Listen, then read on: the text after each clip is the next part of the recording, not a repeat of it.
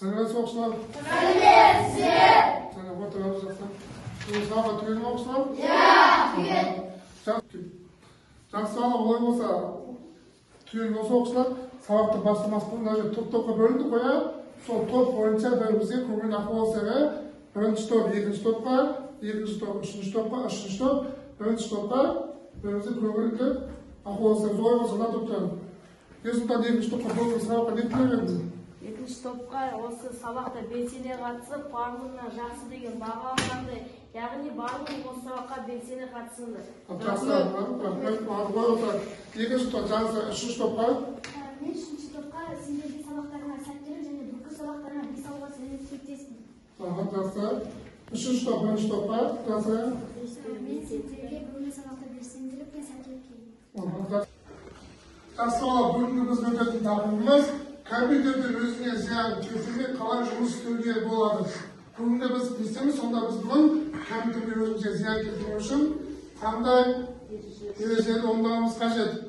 Жақсы, бүгінгі біздің сабақтың мақсаты компьютермен жұмыс барысындағы қауіпсіздік ережелерін білесің. Жақсы, балалар біз бастауыш сыныптан естедік. Біз ең бірінші бастауыш сыныпта осы бойынша ережелермен жұмыс істеп түсінген болатынбыз, танысқан болатынбыз. Компьютермен жұмыс, компьютерде адам іс-әрекет ететін кез келген салада тапсырмас көмекші. Қазіргі таңда адамдар көп уақытын компьютердің алдында өткізеді, ол үшін бәрімізге мәлім қоя. Көп адамымыз компьютермен көп жұмыс істейді, оны адамға зиян келтіру мүмкін. Жақсы балалар, енді бізде бұл компьютердің келесі компьютердің көзге зияны дейді. Адам көз жүйесі кезіндегі компьютер экранын көруге бейімделген. Көз экранында кескен немесе әріптердің ең кішкентай өзгерісін де байқайды. Тіпті экранның жыбырлықтауына да мән беру қажет дейді. Сонда балалар арақашықтық қанша болу керек? Ол кезде адамның көзіне зиян келуі мүмкін. Жақсы, келесі бізде компьютер алдында ұзақ отырған кезде не дейді? Омыртқаға буын мен бұлшық етке кері әсер етеді. Біз егер компьютерге көп отырып не дейді? Біздің бұлшық етімізге, буындарымызға әсер етуі қажет етеді. Келесі компьютердің омыртқаға буын мен бұлшық етіне мән беру дейді.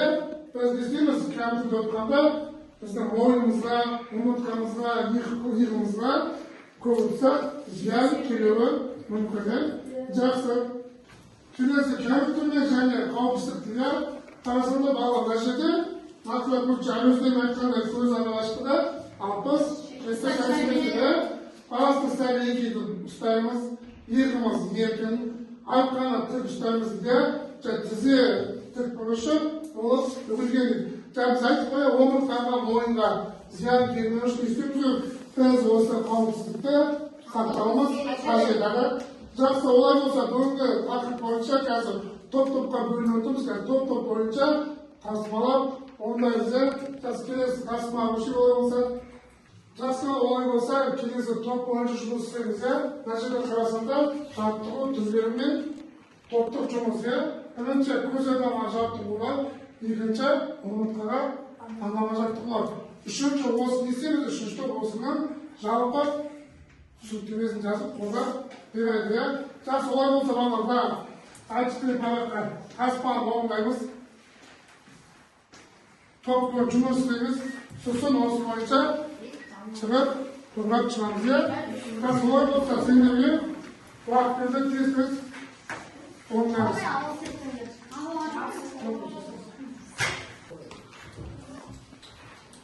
Жақсы, таспын берген таспын алып, нақтылап жазамыз балалар. Нақтылап жазамыз. Ашық жазамыз, қандай жаттығулар болады.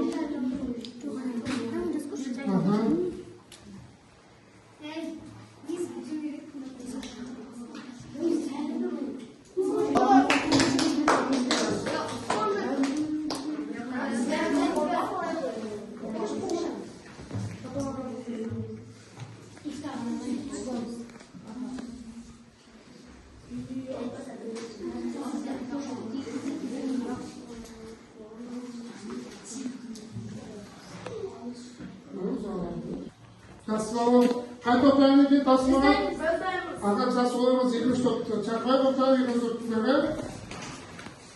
Benim tasma kanday sol boyunca aytıp tushuntirmay turishdan. Qolgan toplar 23 topga shu an qaynab o'tiradi. Yaxshi. Bizga berilgan jadvallar, bizga umurtqaga arналган jadvallar. Biz umurtqamiz kompyuterda o'tirgan кезде umurtqamiz og'rigan кезде o'sha jadvallarni жасауымыз керек.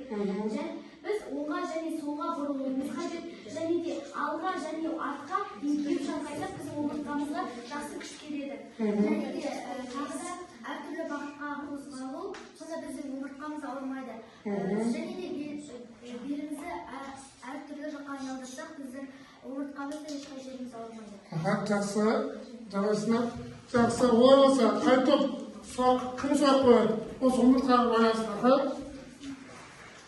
Сендердің ойларыңша омыртқаның ауруы адамға қандай ауруы әкеледі? Осы компьютер үстінде отырғанда адамның омыртқасы ауырғанда адамға қандай қиындық әкелуі мүмкін? Мысалы, затымыз жерге түсіп қалған кезде еңкейгенде және тұрғанда белімізге ауырлық алып келеді.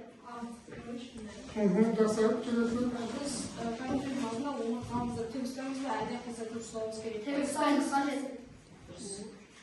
Жақсы. Жарайсыңдар отырғанда. Жақсы. Арада қай топ дайын келеді? Қай топ дайын кетіп қой? Аға, жақсы ұстап шығамыз.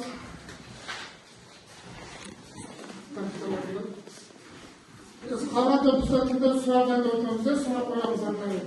Біздің тақырып, яғни өзге де омыртқада әсер ететін, яғни екеуіне толық біз негізін өтеміз. Яғни компьютерде отырған кезде омыртқаға және буындарға, көздерге арналған жаттығулар бар. Мысалға, компьютерде 15 минут отыратын болсақ, яғни ол кезде 2 болмаса 3 минут демалыс керек. Белді айналдыру, көздің қаулауы, еңкейіп шалқайымыз секілді жаттығулар жасалады. Бұлардың жасалу себебі, яғни адамның компьютерде отырған кезде өзіне зақым тигізіп алмау үшін. Әр адам компьютерде қауіпсіздік ережесін сақтануы керек. Өйткені адам компьютерде қанша уақыт отырғанымен оған яғни жаттығулар керек. Өйткені оның саусақтары болмаса қолдарының ауырып қалу әсерлігі бар. Жақсы. Кімде қандай сұрақ бар? Кім сұрақ қояды? Неліктен компьютерде отырғанда көз не үшін ауырады? Яғни көздің ауыру себебі, оны компьютердің жарық қатты әсеріне түскендіктен адамның көзіне қатты зардысқа түседі. Яғни адамның көзі қатты жарық түскендіктен адамның көзі ауырады. Сол себепті оның арақашықтығы 60-70 сантиметр арақашықтықта ұстауы қажет. Жақсы. Сұрағын отырғанда мағыз түсіндіріп бар. Жақсы. Жақсы. Олар болса енді келесі топты. Келесі топтыңдағы келесі топты сұрақтарынан отырды. Сұрақ қоямыз алдымен. Düşündüğün anlatacaksın. Rahmet olun. Bizге берген тапсырма көзге арналған жаттығулар. Яғни біз көзге арналған жаттығуларға алыс және жақын нүктеге біз кезек-кезек қарауымыз керек. Бұл бізде көзге арналған жаттығуларға жатады. Және де біз әр 15 минуттан соң 2-3 минут алысқа қарап тұруымыз қажет. Ал үшіншісі компьютерден 60-70 сантиметр аралығында отыруымыз қажет. Себебі егер де біз компьютердің дәл алдында отыратын болсақ, біздің көзімізге зақым тиеді. Жақсы. Түсінікті. Көзімізге зиян келтірмеу үшін осы нәрселерді жасауымыз қажет. Жақсы. Кімде сұрақ қойып жарайсыңдар? Кім сұрақ қояды? Жақсы балалар, кімде қандай сұрақ қойып? Кім сұрақ қойға? Компьютерде 60-70 сантиметр алыс отыру керек. Яғни біз одан да алыс отыратын болсақ, бізге одан қандай пайда тиеді? Көзімізге мүлде зақым тимейтін болады. Егер алыс отыратын болсақ, компьютердің арақашықтығы алыс болады. Ал егер алыс болғанда біз компьютерде көрген нәрсемізді толық түсіне алмауымыз мүмкін. Жақсы. Жарайсың. Кім сұрақ қояды еді?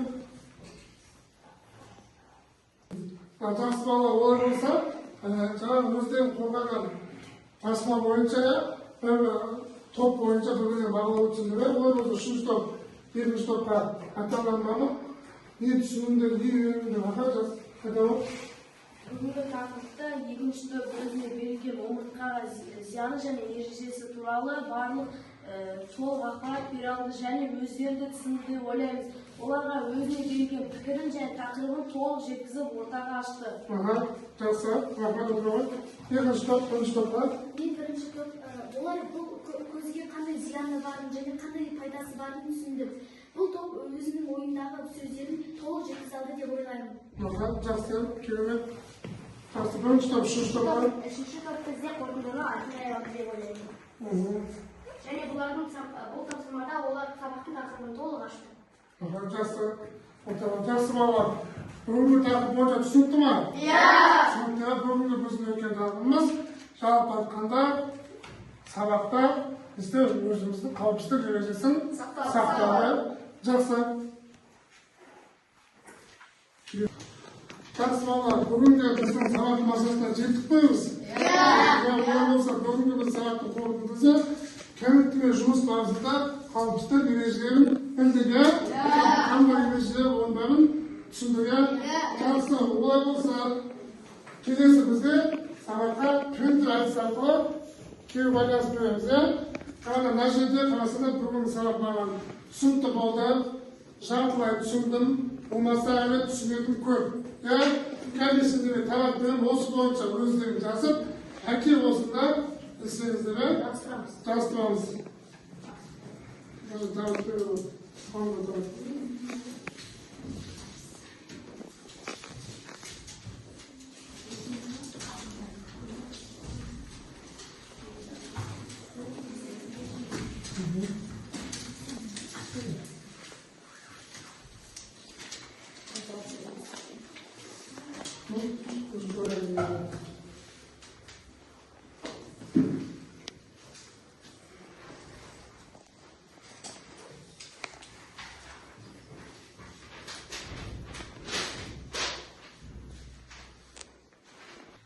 Жақсы бала ой болса, жақсы болса, келіп тақтап әлсек мына жерге, жаңағы айтқандар бойынша кезек-кезекке білесіз кезіңіз.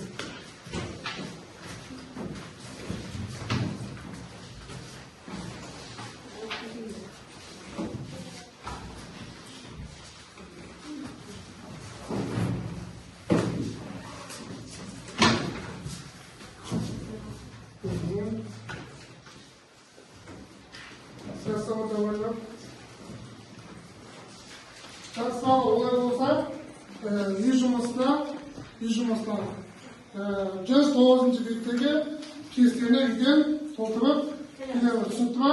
109-шы беттен алса, бұл жерде жаңағыдай ереже бойынша, қауіпсіздік ережесі бойынша түсіндірме жұмыстарын жазып, соны үйден орындап келеміз. Жақсы бала, олай бойынша бүгінгі сабақ аяқталды. Сау болыңыздар.